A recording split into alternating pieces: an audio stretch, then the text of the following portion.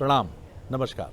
बहुत स्वागत है आपका उस कार्यक्रम में जिसका नाम है हे प्रभु आनंददाता। इस कार्यक्रम को लेकर आप अपनी प्रतिक्रिया, अपनी रिएक्शंस हमें निरंतर भेज रहे हैं, भेजते रहिए इसी तरह। हमारा जो व्हाट्सएप नंबर है वो है 7009694440। आपकी स्क्रीन के निचले हिस्से पर निरंतर ये नंबर डिस्प्ले हो रहा है, दिखाया जा रहा है, नुमाया हो रहा है। आज इस कार्यक्रम में जिस विषय पर हम बात करने जा रहे हैं वो मन से जुड़ा है। मन बहुत चंचल है, लेकिन मन ही वो द्वार भी है जो जितना पवित्र होगा, जितना शुचितापूर्ण होगा और जितना आप उसको निर्मल रखेंगे, तोरा मन दर्पण कहलाए। भला बुरा सब इसमें दिख रहा है। हम क्या कर रहे हैं कि भला छांट लेते हैं, बुरे को कह देते हैं एंट्री नॉट अलाउड। वो तो दोनों दिखा रहा है। वो बता रहा है, शरद जी आज के दिन आपने एक निर्दोष व्यक्ति के साथ खराब व्यवहार किया और एक चतुर और चालाक व्यक्ति के झांसे में फंसकर आपने उसको पुरस्कृत भी कर दिया। अब ये मन कह रहा है कि अन्याय तो नहीं हुआ, लेकिन आप कहते हैं कैसे हुआ? बहस कर रहा था मेरे सामने खड़ा होकर, उलझ रहा था मुझसे, ये बात कर रहा था। इसी तरह किसी भी परीक्षा या प्रतिस्पर्धा में असफल रहने पर मैंने ऐसे लोगों को बहुत कम देखा है।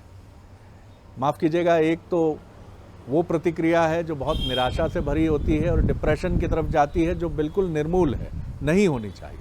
और कई बार तो ये प्रतिक्रिया आत्मघाती कदम की तरफ बढ़ जाती है, जो बहुत अनुचित है और इसके लिए समाज, माता पिता, शिक्षक सबका दायित्व बड़ा है।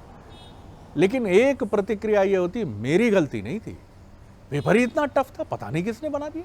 गजब कर रहे हैं ये यूपीएससी पीएससी वाले। किसी नौकरी में कुछ हो गया, अरे वो मालिक को पसंद ही नहीं था साहब, मैं शुरू से मेरे लिए परेशानी थी, बॉस पसंद ही नहीं करते थे, रोज मीन में एक निकालते थे। हो सकता है ऐसा सच भी हो, लेकिन क्या मन के किसी कोने में आप अपने को 100 में से 100 नंबर देने के बजाय 100 में से 40, 100 में से 50, 100 में से 55, 60 नंबर देते हैं कि 40% तो मेरी गलती है, 55% तो मेरी गलती है? कभी कहते हैं आप और हम सब सारे लोग, हम हमेशा ये कहते हैं गलती सामने वाले की, मेरा क्या? आप देखिए ना, जब 4 लोगों के सामने हम अपना बखान शुरू करते हैं तो हमारी बॉडी लैंग्वेज कैसी होती? शुरू से ही ऐसा था भाई, अजीब समझ रहा है यार, पागल है ये आदमी।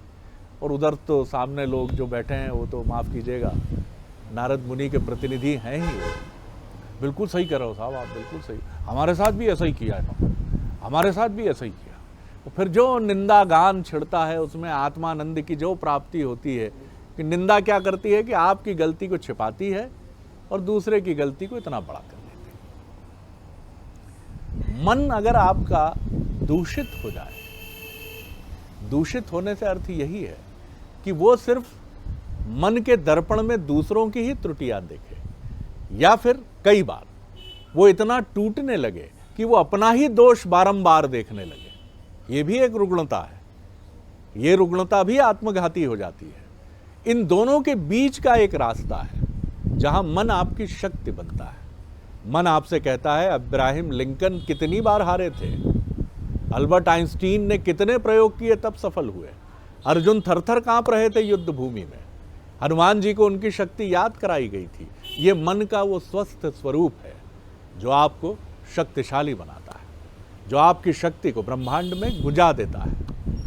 आज मन के इसी स्वरूप को लेकर हम बात करेंगे कि मन का कौन सा स्वरूप हमारे पास है, दूसरों के ही दोष देखने वाला, स्वयं के ही दोष देखने वाला, या इन दोनों से परे एक सम्यक बैलेंस एनालिसिस करते हुए अपने को फिर से मोर्चे पर खड़ा करने वाला मन।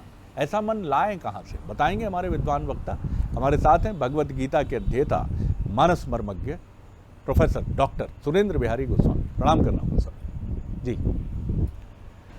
आज आपने बढ़िया प्रेरक विवेचना की है और उस प्रेरक विवेचना में मन संदर्भगत अनंत बात करने के बाद भी आज उसकी मन की कोटिशाह वृत्तियों में से एक वृत्ति पर फिर हमारा ध्यान चला गया। मन जो है एक ऐसे राजा की तरह है जिसकी करोड़ों रानियां हैं। मन वाह। एक ऐसे राजा की तरह है जी। जिसकी करोड़ों रानियां हैं। हर नायिका जो है उसकी उसकी चित्रवृत्ति पृथक पृथक है। तो करोड़ों में अरबों की संख्या में जो है मन की कलाकृति चहुं ओर संसार में व्याप्त होती है। मन का प्रिय आहार जो मन को सुख देता है वो है चोरी। मन का प्रिय आहार है चोरी। मन चोर होता है, चोर। ओ हो। ध्यान रखिएगा, मन चोर क्यों होता है?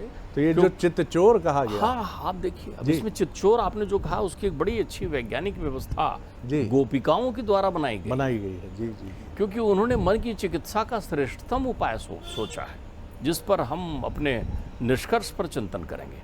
पहले हम देखें कि मन चोर क्यों होता है। मन लोभी, मन लालची, मन चंचल, मन चोर। और मन के मते न चालिए, पलक पलक मन मोर।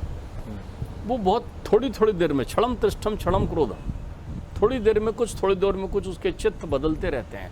मन एक ऐसा आयतन है जिसमें एक चोर स्थायी तौर पर एक नहीं कई रूपों में विद्यमान होकर बैठा हुआ रहता है। तो अब आप पूछेंगे चोरी की परिभाषा क्या है? संसार में कोई मनुष्य ऐसा नहीं है जो भौतिक संसार में रहता हो और चोर ना हो। अध्यात्म से समझिए, भौतिक संसार में रहता हो और चोर ना हो। तो इस चोर की, जिस चोर की बात मैं कह रहा हूं, उसकी परिभाषा क्या है? उसकी परिभाषा है वो अपने कर्म से अधिक की पात्रता चाहता है। यही चोरी है।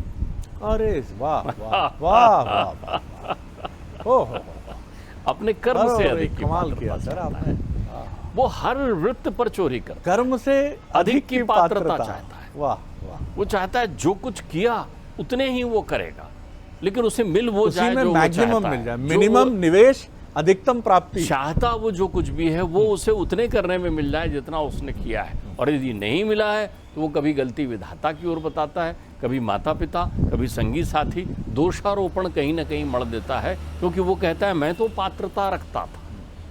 रिश्तों में हम चाहते बहुत हैं, करते नहीं। करना पड़ गया तो लोगों को बताते फिरेंगे, भाई के लिए मैंने क्या क्या नहीं किया और भाई ने मेरे लिए क्या किया। ये जो प्रत्यावर्तन आवृत्त है यही मन को चोर बनाता है। जहाँ भी आशाएं मंडराती है वहाँ मन चोर हो जाता है। जहाँ भी विषय नृत्य करते हैं वहाँ मन चोर हो जाता है। हर मन चोर है, क्योंकि हर मन में आशाएं हैं, अपेक्षाएं, स्व का चिंतन है, हित चाहते हैं आप अपना, अपने हिसाब से अपनी दुनिया में परिवर्तन चाहते हैं। इसलिए इस सारी प्रक्रियाओं को जो आपके कर्म फल पर आश्रित हैं, और कर्म फल का निर्धारण भी आप कर देते हैं, मैंने जो किया वो पर्याप्त किया। अभी आप उदाहरण दे रहे थे, विद्यार्थी पेपर देकर आएगा और पास नहीं हुआ तो सबसे पहला प्रतिप्रश्न ये उत्पन्न होगा कि एग्जामिनर ने सही नहीं जांचा, परिणाम सही नहीं आए। क्यों? मैं श्रेष्ठतम था, मैं अगर नहीं श्रेष्ठ बन पाया हूं तो कहीं ना कहीं गलती सामने है, पंचोर है। दर्पण देखने की दो विधा है, दर्पण देखने की दो विधा है। एक बाहर का दर्पण देखिए, एक मन का दर्पण देखिए। आप बाहर के दर्पण को देखने में व्यस्त हो जाते हैं, लेकिन मन का दर्पण जो है वो धूल धूसरित पड़ा हुआ रहता है। मन का दर्पण केवल आप देख सकते हैं, अंतर मन को झांकना, देखना, वहाँ तुम्हारे भीतर का स्वरूप मिलेगा। वो तुम्हारी चोरी, वो तुम्हारी झूठ, वो तुम्हारा लोभ तुमको व्यक्त कर देगा। प्रत्येक मन झूठा है। एक बड़ी अच्छी बात कहीं चर्चा चिंतन में मैं कह रहा था कि जैसे जूठे जल से अभिषेक नहीं होता, वैसे झूठे मन से जीवन का विकास नहीं हो सकता। आपका आत्मबल जो है वो झूठे मन के कारण रुक गया है। क्यों? आपने अंदर के दर्पण को साफ नहीं किया है। अनंत विकार के साथ चोरी स्थापित कर लिया है। मन में दो चोर रहते हैं। एक चोर तो हमेशा ही रहता है, जिसे काम चोर कहते हैं, जिसे आप बोलचाल में शब्द का उपयोग करते हैं ना, काम चोर। तो काम चोर का उपयोग आप उसके लिए कर देते हैं जो मेहनत कम करता है, लेकिन इसका आप संधि विच्छेद कर दीजिए। काम का चोर मन में रहता है, काम का चोर मन में रहता है। उसको सबसे सुंदर जगह मिलती है मन आपका। वो आपको विविध प्रकार के प्रलोभन देता है, वो संसार में आपको प्रमादी बना देता है, वो संसार चक्र के सारे मैल और विषैले प्रभाव आपके जीवन में ला देता है। आप झूठ की दुनिया को यथार्थ मानकर जीते रहते हैं। आप सत्य से बहुत दूर हो चले होते हैं, आपको रूप लावण्य प्रभावित करने लगता है, तब आप जीवन में केवल मैं बोलते हुए रहते हैं। वहाँ पर आपका ये मैं ही जो है मैता को प्राप्त कर जाता है। और एक होते हैं श्याम चोर। गोपिकाओं ने एक बड़ा सुंदर यत्न किया। गोपिकाओं ने अपने जीवन को सफल बनाने के लिए, अनंत दुर्लभ पद प्राप्त करने के लिए उस मन को श्याम चोर को सौंप दिया, अर्थात उस मन को अत्यंत निर्बल कर लिया, विकार रहित कर लिया। उसमें कुछ भी विकार नहीं था, न उसमें काम था, न उसमें क्रोध था, न उसमें लोभ था, न उसमें मोह थी, न उसमें आसक्ति थी। उनने कहा हमें तो फल ही नहीं चाहिए, फलासक्ति ही नहीं है हमारे पास। तब उन्होंने क्या किया? मन मना भव मद भक्तो माद्याजी मां नमस्करो माँ में वैसी सत्यम ते प्रतिजानियो प्रियोस्मि। वो कहे हम जो कुछ कर रहे हैं तेरे लिए कर रहे हैं, तू खुश है ना। अब आपके पास श्याम चोर आ गया। जब आपने सब कुछ अपने प्रियतम के लिए समर्पित कर दिया, प्रियतम को भी हम स्त्री और पुरुष के भेद में बांध देते हैं, प्रियतम को भी हम संसार की प्रक्रियाओं से जोड़ देते हैं। प्रियतम वो शुद्ध कर्म है, वो शुद्ध चित्त है, वो शुद्ध भाव है जो आप समर्पण के उद्देश्य से करते हैं, जिससे आपको कोई आपका कहीं हित नहीं होता, आप शुद्ध हृदय हो जाते हैं। तब आपके मन में चोर तो होता है, लेकिन श्याम चोर होता है, राम चोर होता है तब आपके हृदय में। तुलसी कबऊ न पाइए रवि रजनी एक ठाम। उन्होंने कहा रात होगी ही नहीं ना, रात नहीं होगी तो हम सोएंगे नहीं, सोएंगे नहीं तो सपने नहीं आएंगे। यहाँ एक बड़ा सुंदर प्रश्न मन में ये आया है कि मन आपने जैसा बताया कि क्या हम ये माने मन की 3 प्रजातियां हैं। एक मन तो वो हुआ जो कहता है कि मैं निर्मल, सारा जगत जो है यही मेरे पीछे पड़ा है, जो बहुत सामान्य प्रजाति है। दूसरा वो है जिसका हमने जिक्र किया, जो अपने को ही दोषी मानता है और इसीलिए जीवन में कई बार आत्महत्या जैसे कुचक्रों में भी फंस जाता है।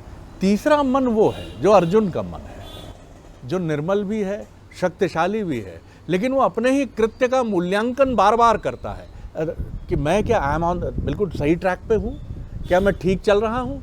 और ये वो जीवन के उन क्षणों में भी करता है जहाँ उसकी श्रेष्ठता पूरी ब्रह्मांड में गूंज रही है। इसको आप अब अध्यात्म के रूप में समझिए। हाँ, मन के प्रकार तो ये बाहरी तौर पर आपने व्यक्त किया है। मन एक ही प्रकार का है। मन पात्र है, मन पात्र है। काय के लिए? उसी पात्र से आपके प्राण, आत्मा, बुद्धि, चेतन जो है तृप्त होता है। यानी यदि उस पात्र में कुछ भरा हुआ ना हो वो पी नहीं सकते, क्योंकि वो खाते नहीं है, पीते हैं। ध्यान रखिएगा, रस ब्रह्म है, तो ब्रह्म के जितने भी भूत तत्व हैं अंदर विद्यमान है वो पेयता ग्रहण करते हैं, रस लेते हैं, वो रस। तो वो रस उस पात्र में भरा जाता है। तो मन मूलतः एक पात्र है। अब वो पात्र की तो आप अनंत प्रकार बना लीजिए। पात्र आपका मैला भी हो सकता है, पात्र आपका मैला भी हो सकता है, पात्र में आपके पहले से कुछ भरा हुआ हो सकता है। किसने भर दिया है? कामचोर ने। पहले से कुछ भरा भी हो सकता है, जो आपकी आशा हो सकती है, जो आपके विषय हो सकते हैं, वो भरा हो सकता है। ये दूसरी स्थिति हो गई। तीसरी स्थिति, वो पात्र जो है अपने आप में किसी ग्रहण करने की पात्रता ही नहीं बना पाता, विकास ही नहीं हो पाता उस पात्र का। वो संग के दोष से पात्र अवरुद्ध हो जाता है, वहाँ कुछ भी भर नहीं सकते आप, कुछ भी कर लो वो नहीं भरता। तो ऐसे व्यक्ति कुछ नहीं करते, कुछ सोचते नहीं, समझते नहीं। उनके जीवन में जो उनने स्वीकार कर लिया वो ही परब्रह्म होता है। उनका मानना है यही सत्य पथ है। तो मन की पात्रता पर बाबा तुलसी बड़ी सुंदर बात कहते हैं। बहुत सावधान, हमारे यहाँ बहुत छोटे छोटे उदाहरण शरद जी आपके जीवन चक्र को परिवर्तित कर सकते हैं। बहुत छोटे छोटे उदाहरण। बाबा तुलसी लिखते हैं, रावरो राम भरायो गढ़ायो है। वो पात्र जानते हैं कि मन पात्र है। कैसा पात्र है? एतस्मात् परम किंचित मना शुद्धेन विद्यते। इसके शुद्ध होते ही आपके जीवन में किंचित मात्र की समस्याएं नहीं रहेंगी। जो चाहेंगे, यंग यंग चिंतित कामम तंग तंग प्राप्तनोत निश्चितम। ये पात्र यदि आप लाभित हो गया तो आप अष्ट सिद्धियों के प्रदाताओं को भी अपने पास प्राप्त करके रख लेंगे। आप कुछ भी कर सकते हैं। लेकिन इसका कोई भी प्रतिशत उपयोग किए बिना आप बाहर की पेयता से भीतर की तृप्ति चाहते हैं। तो वो कहते हैं रावरो राम भरायो गढ़ायो है। देखिए मन पात्र को कैसा बनाए, मैं आपको एक अध्यात्म का सुंदरतम उदाहरण देता हूं। जब आपके परिवेश में आपको वातावरण ऐसा दिखे, सर्वप्रथम तो ये बात सुनिश्चित कर लीजिए कि आपके भीतर कुछ प्रतिकूल घट रहा है, यह आपको तुरंत मन बता देता है। हाँ, बहुत अच्छी बात, बहुत बढ़िया। ऐसा नहीं है, बिल्कुल ठीक है। चोर भी वो है तो सिपाही भी वो है। मन एक पैरामीटर है, तुरंत बता देता, तुरंत बता। आपके भीतर एक क्षण में भी एक यानी लव निमेश पल में, अणु परमाणु के काल में आपको बता देगा मन कि कुछ घट रहा है प्रतिकूलता जीवन में, कुछ गलत कर रहे हैं आप, कुछ गलत हो रहा है आपके साथ, कहीं गलत संग कुसंग में है आप। मन तुरंत आपको बता देता है, अलार्म क्लॉक की तरह तेजी से बजने लगता है और वो आपके हृदय को प्रभावित करता है। धड़कनें आपको बता देती है कि आप प्रतिकूल हो रहे हैं। इतना चौकस मन है, वो प्रतिकूलता को बताता है। तो मन की जो स्थितियां होती है, मन की इस समझदारी को ध्यान रखते हुए मन के शुद्धिकरण की दिशा में एक बड़ा सुंदर सा तत्व है, बड़ा अच्छा उदाहरण है। आज मैं यहाँ जहाँ एक और लौकिक चर्चाओं में आप रहे, वहाँ इस मन की बहुत अच्छी प्रक्रिया को बताने के लिए थोड़ा आपको पौराणिक चर्चा में ले जाना चाहूँगा। आप ध्यान रखिए, यही वो मन है जो उस चोर को यहाँ आमंत्रित कर सकता है। ये उससे जुड़ा हुआ है सीधा। श्रीमद् भागवत कहती है कि आपका मन इतना बलिष्ठ है कि यदि ये चाहे आवाज लगाए, जिसको आप कहते हैं कि देखो उसने शुद्ध आर्त भाव से आवाज लगाई, तो सीधा प्रभाव प्रत्यक्ष आपके जीवन में दिखाई पड़ने लगेगा। आपके जीवन की दशा और दिशा दोनों को परिवर्तित कर देता है। विदुर जी विरोधी हो गए अपने भाई के। जैसा ही उनने देखा कि ये जो है उनके अंतर मन में इतनी प्रतिकूलता है, इतना स्वार्थ भरा हुआ है, वो धृतराष्ट्र की सुंदर व्याख्या करते हैं भागवत महाभारत में। वो धृतराष्ट्र को कहते हैं धृत, यानी होता है स्वार्थी, प्रतिकूल व्यक्ति, मूल व्यक्ति, बुरा व्यक्ति, कुबुद्धि, और राष्ट्र का मतलब होता है संपत्ति। वो किसी दूसरे की संपत्ति को कुबुद्धि से संपत्ति को प्राप्त करना चाहता है। तो सावधान करते हैं कि भैया तुम जागृत नहीं हो रहे हो, नहीं कह पा रहे हो। जब भैया को देख लेते हैं कि वो नहीं परिवर्तित होंगे, तो फिर वो इस स्थिति में महल छोड़ देते हैं और चले जाते हैं मैया यमुना के किनारे। मैया यमुना के किनारे तो हमारे यहाँ वर्णन है कि यदि अब 12 वर्ष तक किसी शुद्ध तीर्थ क्षेत्र में अनवरत निवास करो और एक ही प्रकार का भोग ग्रहण करो, तो तुम्हारा मन अत्यंत निर्मल हो जाता है, कोई विकार नहीं रहते। तब उस मन से जो कहो वो हो जाता है। तो विदुर जी अध्यात्म की उस विधा का उपयोग करता है। इसलिए तो हमारे यहाँ हर तपस्या के लिए 12 और 14 वर्ष निर्धारित है। आप तो 12 दिन तक के एकाग्र नहीं हो पाते, वो 12 वर्ष तक उनने छोड़ दिया। एक झोपड़ी बनाकर रहते हैं और एक भोजन ग्रहण करते हैं, एक अन्न, वो भी जिसमें धन ना खरीदना पड़े, धन ना खर्च करना पड़े। तो क्या यमुना के तट पर सुंदर भाजी उत्पन्न होती थी, चारों तरफ भाजी उगाती थी, तो वो भाजी ले आते थे, उबाल करके उसको खा लिया करते थे। तो वो भी और उनकी पत्नी सुशीला भी यही जीवन एक निष्ठ बिताते थे, ताकि वो कह सकें। उनके भाई ने उनके पास नाना प्रकार की सुख सुविधाएं भेजने का प्रयत्न किया कि लोग क्या कहेंगे। उन्होंने कहा नहीं भैया, मैं ऐसी प्रक्रियाओं को उपयोग नहीं करता। देखिए मन के वशीकरण का सुंदर तंत्र बता रहा हूँ। 12 वर्ष होने को आ रहे थे और इधर खबर मिली कि आज द्वारिकाधीश पधार रहे हैं हस्तिनापुर में। सुंदर जगमग सजाया गया हस्तिनापुर को। वो संधि का प्रस्ताव लेकर आ रहे थे। किसके पास? दुर्योधन के पास। पांडव की तरफ से दूत बनकर आए हुए। दुर्योधन तैयारी करते हैं कि सुनो, वो ग्वाला आ रहा है, सुनने में आया वो माखन चुराता था कभी। वो ये नहीं जानते थे कि वो चितशोर हैं, वो भक्ति का माखन खाते थे। वो कहते हैं वो उसने कभी खाया नहीं है, ऐसे 56 भोग बनाओ कि समझ में आ जाए, उसे खिला के उसको प्रसन्न कर दो, वो भी क्या याद करेगा। कृष्ण आते हैं, नगर बिछ जाता है। अब सुशीला पुकार रही है अपने अंतर मन में, तुम्हें आना है, आना है तुम्हें मेरे यहाँ, मैं तुम्हारी प्रतीक्षा कर रही हूँ। वो पूछ रही है अपने पति से, तुमने कभी उनसे बात की? हाँ हाँ, सभा में कई बार ऐसे अवसर आए, वो मुझे आदर देते हैं, वो मुझे काका कहते हैं। अच्छा काका कहते हैं, तो फिर हमारे यहाँ आएंगे क्या वो, हमारे साथ बैठेंगे क्या वो, हमसे मिलेंगे क्या वो? अरे बोले बावली वो द्वारिकाधीश हैं, वो कहाँ आएंगे? तुम्हारा मन झूठा नहीं है ना, तुम्हारा मन अपवित्र नहीं है ना, तुमने चोरी नहीं की है ना कभी, तुम्हारे मन में कोई कामनाएं नहीं है ना, तो तुम अनंत ब्रह्म को अपने घर आमंत्रित करने का साहस कर सकते हो, सोच सकते हो। कोई आए, देखो उन युवा बच्चों को देखो जो अंतर्मन से तेजस्वी होते हैं, वो किसी से बात करेंगे तो आंख में लाकर बात करते हैं, उनके चेहरे का तेज झलकता है। क्यों? मन झूठा नहीं है, चोर नहीं है, बहुत सुंदर, अंतर्मन शुद्ध है उनका। जी।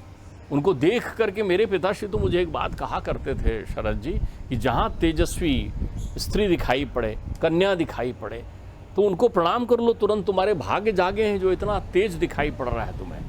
जिस परिवार में तेजस्वी बच्चे दिखाई पड़े तो अनंत मन में सोच लो, वाह ब्रह्म, तुमने इस स्वरूप में मुझे दर्शन दे दिया। उन्हें ब्रह्म के स्वरूप में आप अंतर्मन से प्रणाम बहुत करिए। सुंदर बात आपने कही, और जो कथा भी गोस्वामी जी एक बार इनके मुखारविंद से और सुनने का अवसर हमें मिला। कृष्ण जब आते हैं वहाँ तो वो सभा में तो वितंडावाद खड़ा होता है, और बिना कुछ ग्रहण किए वो वापस निकल जाते हैं सभा से, और सबकी निगाहें हैं कि कहाँ रुकेंगे। तो वो पहुँचते हैं विदुर के यहाँ, काकी काकी की मनुहार करते हुए। काकी बहुत भूख लगी है, कुछ खिलाओ, और वही उबला हुआ साग, और काकी आँखों में आंसू भरे हुए रोटियां बेल बेल कर जल्दी जल्दी सेकती हैं, और वो मनोहारी श्यामल वर्ण का एक अद्भुत ब्रह्मांड पुरुष, जिसे आप और हम कृष्ण के नाम से जानते हैं, वो खाता गया और कहता गया, वाह वाह काकी, क्या स्वाद है तुम्हारे हाथ में। ये निर्मल मन की वो परिभाषा है जिसको हम देखते हैं कि एक ऑटो चालक की बेटी IAS हो गई। अब आप कभी उस ऑटो चालक की आंखों में झांकिए, एक तरफ हम जैसे मध्यम वर्गीय लोग हैं जो लाखों रुपए खर्च करने का हैसियत है नहीं है, अपने बच्चों को कॉलेजेस में ले जा रहे हैं, खूब ईश्वर से प्रार्थना भी कर रहे हैं और सफल भी होते हैं बच्चे। लेकिन एक वो है जिसकी झोपड़ी है, जिसके यहाँ कहीं कोई व्यवस्था नहीं है, लेकिन बेटा या बेटी कहाँ चला गया? देश की सर्वश्रेष्ठ सेवा में। APJ अब्दुल कलाम सुबह 4 बजे उठकर अखबार बांटते थे, और उनके जो शिक्षक थे वो ब्राह्मण थे, और वो चूँकि मुस्लिम थे तो वो कहते थे कि तुमको नहा कर आना होगा सुबह सुबह, अगर मुझसे पढ़ना है तो नहा कर आते थे, तमाम कष्ट उठाते थे। लेकिन एक मछुआरे परिवार में कहीं दूर जन्मा व्यक्ति देश के सर्वोच्च संवैधानिक पद तक पहुंचता है। उनकी आंखें देखी आपने APJ अब्दुल कलाम की, उनके मन तक आप उनकी आंखों से पहुंचे होंगे। तो मन की निर्मलता ही वो द्वार खोलती है जिसे आप कहते हैं कि चाहे इहलोक या परलोक, यहाँ भी जो आप चाहते हैं वो भी मिलता है, और उससे सर्वाधिक महत्वपूर्ण परलोक की गति भी मन से ही प्राप्त होती है। शरद जी, जिस मन में श्याम चोर बस जाते हैं ना, श्याम चोर का अर्थ होता है परमार्थ जी। श्याम चोर का अर्थ होता है परमार्थ। वो पहले भी, तब भी और आने वाले कल में भी अपनी हर एक स्थितियों में, चाहे वो दरिद्रता के भंवर में हो और चाहे वो संपन्नता के भंवर में हो, उनके व्यवहार में कोई परिवर्तन नहीं आता। वो सहज रहते हैं, वो संसार को उसी सहजता से देखते हैं, और जीवन में कहानी वही लिख पाता है जिसके मन में श्याम चोर बसते हैं, जिसके मन में काम चोर नहीं बसते। बिल्कुल ठीक है, और ऐसे लोगों की कहानियाँ आज भी जब आती हैं तो मन बड़ा प्रसन्न हो जाता है। मैं भी गोस्वामी जी कई बार जब ऐसे मन के निर्मल व्यक्तियों की किस्से देखता हूँ, बीच में हमने भी एक बार बात की अकोला महाराष्ट्र के कलेक्टर, 25 वर्षों तक अलग अलग कलेक्टर्स के वाहन का सारथी बना जो व्यक्ति था, अपनी तमाम विपन्नता, अपनी तमाम प्रतिकूलताओं से जूझता हुआ, कड़कड़ाती ठंड, बारिश और गर्मी में सुबह 4 बजे टूर पर निकलना है तो ड्रेस लगाकर, टोपी पहनकर, साहब गेट खोलकर जो खड़ा होता था। कलेक्टर ने कहा, आज विदाई के दिन तुम बैठोगे मेरी जगह पीछे और मैं बैठूंगा आगे। हमने भी बात की, हमने कहा ये भाव कैसे मन में आया?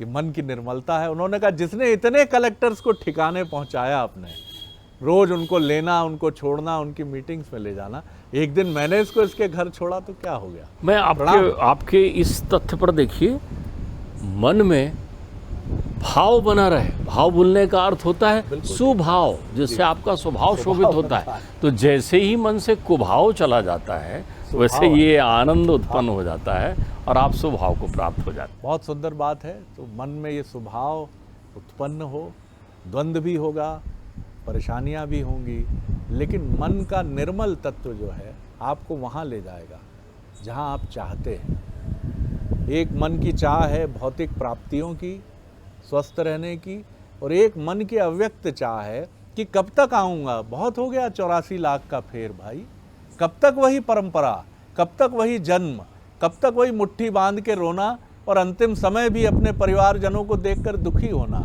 कब तक चलेगा ये क्रम? मुक्त करो प्रभु। तो मुक्ति धाम का भी मार्ग निर्मल मन है। प्रणाम गोस्वामी जी। अगले एपिसोड में एक और विषय के साथ उपस्थित हो।